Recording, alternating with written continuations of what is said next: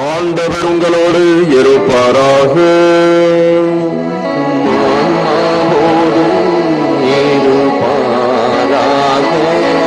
Mark எழுதிய பரிசுத்த நற்செய்தியிலிருந்து வாசகம்.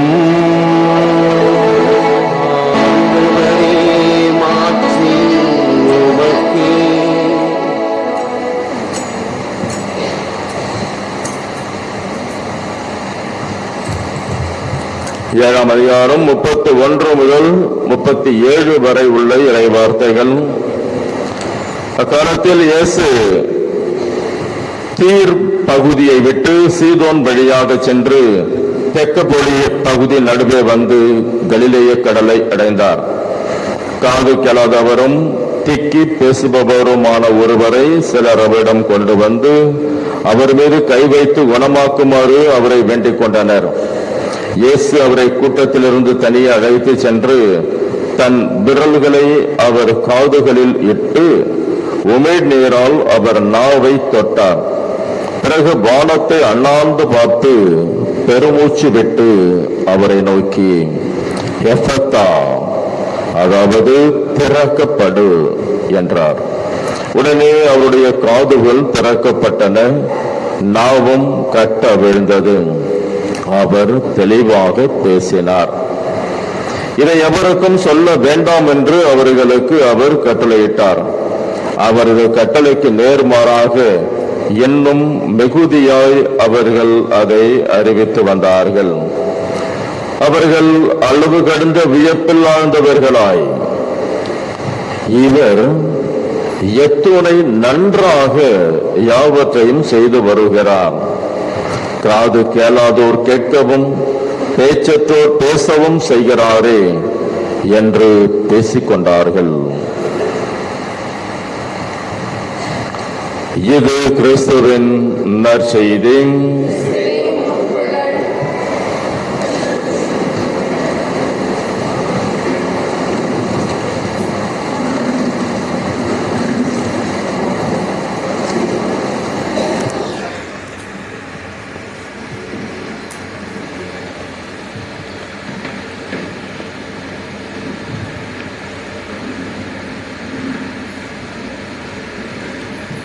மாதா எப்படி பிறந்தாங்க அப்படின்னு யாருக்கா தெரியுமா?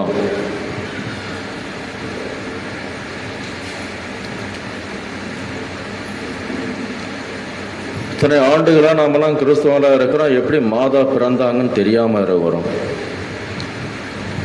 தலையில எல்லாம் கொட்டிக்கிங்க, தலை கொட்டிக்கிங்க, கொட்டிக்கணும். ஏன்னா அப்படியே உட்காந்துருக்கு, தலை கொட்டிக்கும். இன்று அரை மாதா பிறந்த நாள் என்று சொல்லுகிற போது அந்த அன்னை எப்படி பிறந்தார்கள் நமக்கு தெரியணும். நம்முடைய பிறந்த நாளை கொண்டாடுகிறோம். எதற்காக? நம்முடைய பிறப்பை குறித்து நாம தெரிஞ்சுக்கிறதுக்கு தான். மற்றவங்கள்ட்ட கிஃப்ட் வாங்கணும், பிளஸ்ஸிங் வாங்கணும், இல்லை எல்லாருக்கும் போய் சாக்லேட் கொடுக்கணும், சோறாக்கிப்போம், அதுக்காக இல்லை. என்னுடைய பிறப்பை குறித்து நான் தெரிந்து கொள்ள வேண்டும். அப்போ அப்பா அம்மா சில பேர் சொல்லுவாங்க நம்முடைய பிறப்பை குறித்து. என்னை குறித்து சொல்லுகிற போது எங்கள் அப்பா அம்மா எனக்கு சொன்ன விஷயம் அப்படின்னா, எப்போ பெரிய அக்கா பிறந்தார்கள், அடுத்தது பையன் பிறக்கணும். அதுதான் எல்லா பெற்றோரும் எதிர்பார்ப்பது. எல்லாம் பையன் பிறந்து பொண்ணு பிறக்கணும். எங்கள் வீட்டில் பார்த்தா ரெண்டாவதும் பொண்ணு பிறந்துடுச்சு. உடனே எங்கள் அப்பா அம்மாவுக்கு ஒரு ஏக்கம், ஆஹா இது இப்படியே விட்டால் வெறும் பொண்ணா பெற்று தொழிடுவான். அதுக்கப்புறம் பார்த்தாக்க இந்த பொண்ணுங்களை வச்சுக்கிட்டு எப்படி கரையேற்றுறது அப்படின்னு கஷ்டப்பட்டுருக்குறேன். உடனே யாரையும் மாதாட்ட வேண்டிக்கிட்டாங்களாம், மாதாவே மாதாவே எனக்கு ஒரு ஆண் மகனை கொடு, அந்த பையனுக்கு உன் பேரே வைக்கிறேன், நான் சாமியார் ஆக்கி உனக்கே அர்ப்பணிச்சு கொடுத்துட்றேன், நீங்கள் பார்த்துங்க அப்படின்னு சொன்னாங்க. அதே போல மூன்றாவதாக நான் பிறக்கிறேன். என்னை ஆரி மாதாசன் பேரை வச்சு ஆரை வேளாங்கண்ணி கோயிலுக்கு கொண்டு போயிட்டு மாதா பாடத்தில் போட்டு கொடி மரத்தில் கொண்டாந்து போட்டு வெயிலெல்லாம் போட்டு என்னை பரட்டி எடுத்து அப்புறம் கொண்டு வந்து அதை சொல்லி சொல்லி வளர்த்தார்கள். ஒவ்வொரு பிறந்த நாள் வருகிற போதும் நீ மாதா அருளால் பிறந்தாய், மாதா ஆசீர்வாதனை பிறந்தாய், எனவே அந்த தாய்க்கு நீ உண்மையான பிள்ளையா இருக்கணும் அப்படின்னு சொல்லி வளர்த்தார்கள். நான் பிறந்த நாள் கொண்டாடியது கிடையாது. ஆனால் என் பிறப்பு நாளிலே என் தாய் தந்தை எனக்கு சொல்லி தந்த நான் மாதாவினுடைய பிள்ளை, நான் இயேசுவுக்கு சொந்தமானவன், அந்த உணர்வை நான் பெற்று கொண்டு வருகிறேன். அப்ப எனக்கு பிறப்பென்ற ஒரு வரலாறை என் பெற்றோர் உருவாக்கி கொடுத்திருக்கிறார். நான் எவ்வாறு பிறந்தேன், அதுதான் இன்னைக்கு ஒவ்வொரு பெற்றோர் என்ன செய்யணும், தன் பிள்ளைகளுக்கு சொல்லணும். உன்னுடைய பிறப்பு ஒரு அதிசயமான பிறப்பு, ஒரு ஆசீர்வாதமான பிறப்பு, நீ ஆண்டவரால் கொடுக்கப்பட்ட ஒரு வரம்.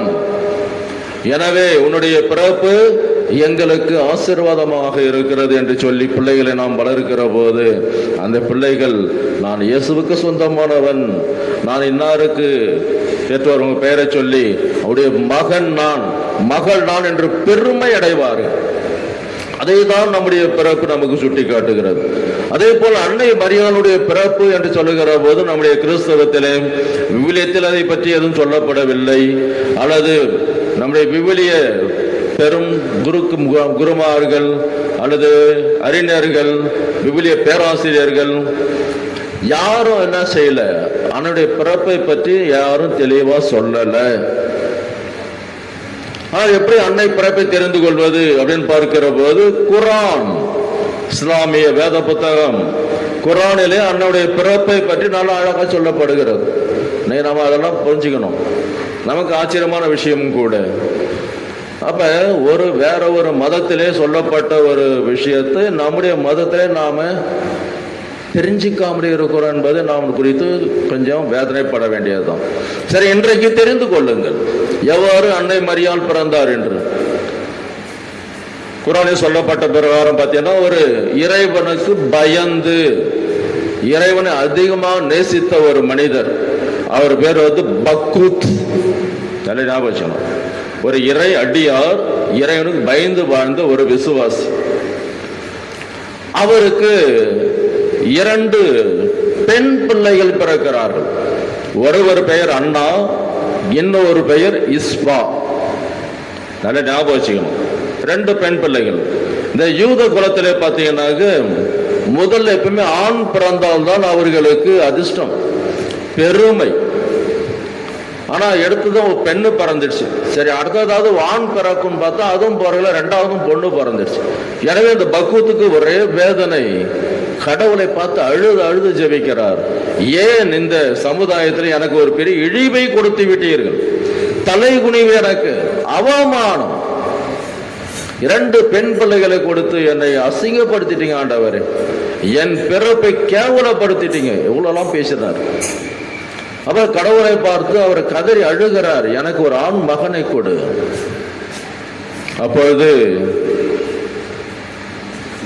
ஜிப்ரியல், நாம சொல்றோம் கபிரியல், அங்க என்னது ஜிப்ரியல் அப்படின்றது தோன்றி, நீ கவலைப்படாதே பகுத், உனக்கு 2 தேவ தூதர்களை கொடுப்பேன், உனக்கு 2 தேவ தூதர்களை கொடுப்பேன் அப்படின்னு சொல்ற. உடனே இந்த பக்குவத்துக்கு ஒரே சந்தோஷம். அப்ப நமக்கு பிறக்க போகிற மகன்கள் சாதாரண மகன்கள் அல்ல, இந்த பேர பிள்ளைங்க அல்ல, மாறாக இறை தூதர்களாக பிறக்க போகிறார்கள். ரொம்ப சந்தோஷம். அவர் இந்த பிள்ளைகளை கல்யாணம் பண்ற 2 பொண்ணுங்களுக்கும். அண்ணா, அவருடைய கணவர் பெயர் இம்ரான். நம்ம என்ன சொல்றோம், அண்ணாவுடைய கணவர் யாரு? சுவைக்கேன். இப்ப அண்ணாவுடைய கணவர் கல்யாணம் பண்ணிடுச்சு. அடுத்தது இஸ்பா, அவருடைய கணவர் பெயர் சக்கரியா. இப்ப இஸ்பானா யாரு? யாரு இஸ்பா? சக்கரையுடைய கணவர் மனைவி யாரு? எலிசபெத். யார் அவங்க? எலிசபெத். இப்ப எலிசபெத் சக்கரியா ஒரு ஜோடி ஆயிடுச்சு, அண்ணா சுவைக்கன் ஒரு ஜோடி ஆயிடுச்சா. திருமணம் நடந்துருச்சு, நல்லா ஜகபா வாழறாங்க. ஆனா அவங்க 2 குடும்பத்துக்கும் குழந்தை பிறக்கல. இதுதான் வேதனை. 2 குடும்பம் என்னாச்சு, குழந்தை இல்லை. அண்ணா சுவைக்கனுக்கும் குழந்தை கிடையாது, எலிசபெத் சக்கரியாவுக்கும் குழந்தை இல்லை. இந்த சூழ்நிலையில் அண்ணாவுடைய கணவர் சுவைக்கன் இறந்து போகிறார். அப்ப அண்ணா தனியாயிடுறாங்க. அப்ப அந்த யூத நாட்டில் தனியா ஒரு பெண் இறந்தால் அது அவமானம். எல்லாரும் திட்டுறாங்க, இந்த ஊரை விட்டு போயிடும். உடனே அவங்க என்ன பண்றாங்க, யூதேயா நாட்டிலிருந்து நாசரேத் என்ற ஊருக்கு செல்லுகிறார்கள். அங்கே போய் தனியா வாழ்ந்து வருகிறார்கள். அப்பொழுது தினமும் அழுது புலம்புகிறார்கள்.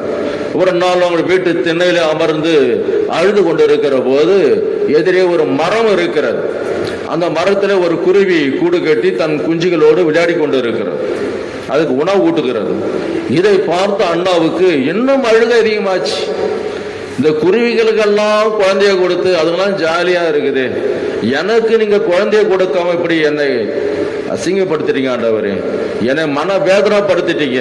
நான் ஏன் பிறந்தேன், எனக்கு ஏன் கல்யாணம் நடந்துச்சு, என்னை சாவடிச்சிருங்க என்று சொல்லி அழுகிறார்கள். அப்படிப்பட்ட ஒரு சூழ்நிலையில் மீண்டும் ஜிப்ரீல் தோன்றுகிறார்.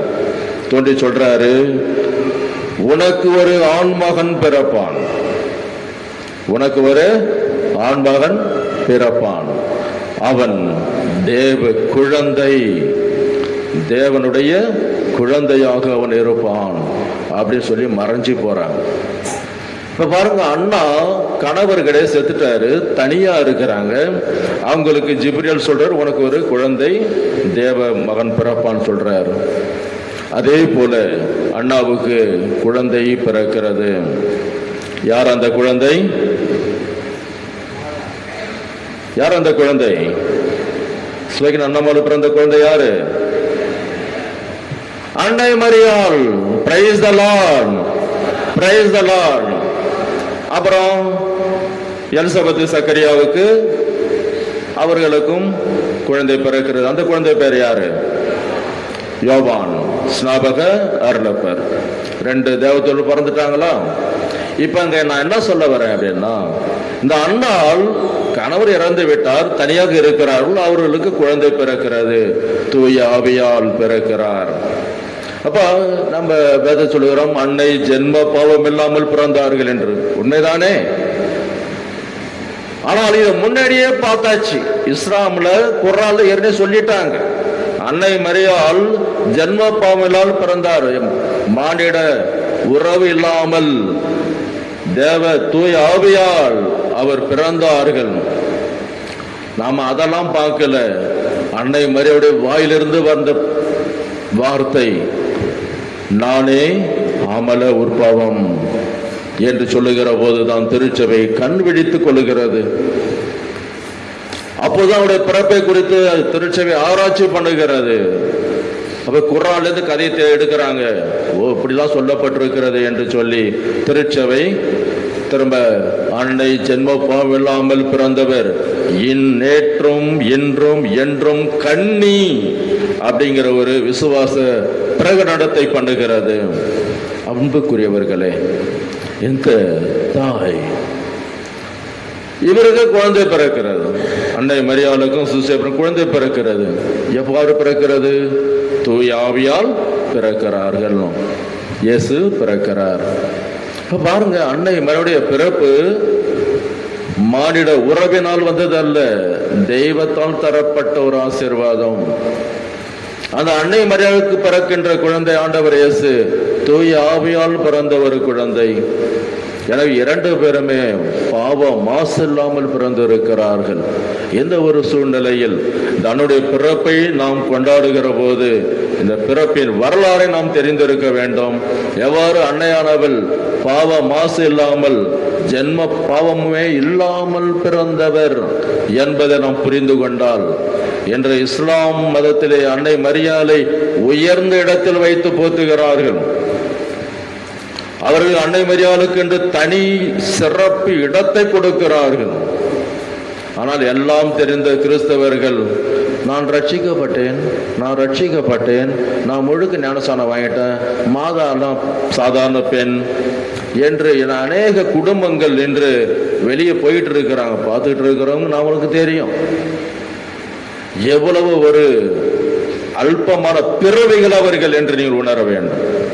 இப்படி உன்னதமான ஒரு பிறப்பை கொண்ட அன்னை மரியாளை ஏற்றுக்கொள்ளாத ஒரு கிறிஸ்தவர், நீ முழுக்க ஞானஸ்நானம் பெற்றால் என்ன, நான் வேத புத்தகத்தை அப்படி கரைச்சி குடிச்சு வச்சிருக்கிறேன், எங்க எதை கேட்டாலும் சொல்லுவேன் என்று சொன்னாலும் என்ன பிரயோஜனம்? அன்னையுடைய பிறப்பு ஜென்மபலம் பிறந்தார் என்பதை ஏற்றுக்கொள்ளவில்லை என்றால் நாம 1000 பூசை திருப்பலி ஒப்பு கொடுத்தாலும் சரிதான், 1000 நன்மை வாங்கினாலும் சரிதான், ஜெபமாலை சொன்ன ஒன்றும் பிரயோஜனம் கிடையாது. இரண்டு பிள்ளைகளே, அன்னுடைய பிறப்பை புரிந்து கொண்ட நாம் அந்த தாயினுடைய ஜென்ம பாவம் இல்லாமல் பிறந்த அந்த புனிதத்தை தான் திருச்சபை என்று கோலாகாலமாக கொண்டாடி கொண்டிருக்கிறது. எனவே திருச்சபையோடு இணைந்து திருச்சபையினுடைய உருவாக்கமாக இருக்கின்ற இறை மக்களாகிய நீங்கள் அந்த அன்னையுடைய பிறப்பை குறித்து மகிழ்ச்சி அடையுங்கள். ஒரு முறை கை தட்டி அன்னை மரியாளுக்கு பிறப்பு வாழ்த்துக்களை தெரிவிப்போமா? Happy birthday to you mother Mary.